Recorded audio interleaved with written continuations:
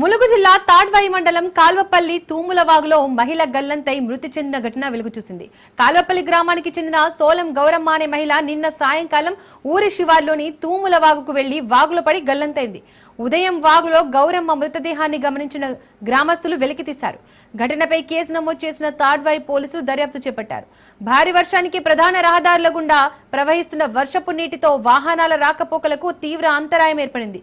కమలాపురం ఇందిరానగర్ కాలనీలోని ఇళ్లలోకి నడుంలోతు నీళ్లు రావడంతో ఇళ్లను ఖాళీ చేసి పునరావాస కేంద్రాలకు వెళ్తున్నారు.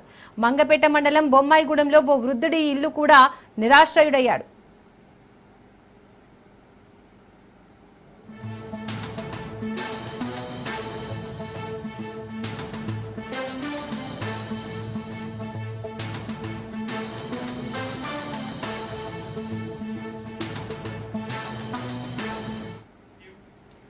ములుగు జిల్లా తాడ్వాయి మండలం కాల్వపల్లి తూములవాగులో మహిళ గల్లంతై మృతి చెందిన ఘటన వెలుగు చూసింది. కాల్వపల్లి గ్రామానికి చెందిన సోలం గౌరమ్మ అనే మహిళ నిన్న సాయంకాలం ఊరి శివార్లోని తూములవాగుకు వెళ్లి వాగులో పడి గల్లంతైంది. ఉదయం వాగులో గౌరమ్మ మృతదేహాన్ని గమనించిన స్థానికులు వెలికితీశారు. ఘటనపై కేసు నమోదు చేసిన తాడ్వాయి పోలీసులు దర్యాప్తు చేపట్టారు. భారీ వర్షానికి ప్రధాన రహదారుల గుండా ప్రవహిస్తున్న వర్షపు నీటితో వాహనాల రాకపోకలకు తీవ్ర అంతరాయం ఏర్పడింది.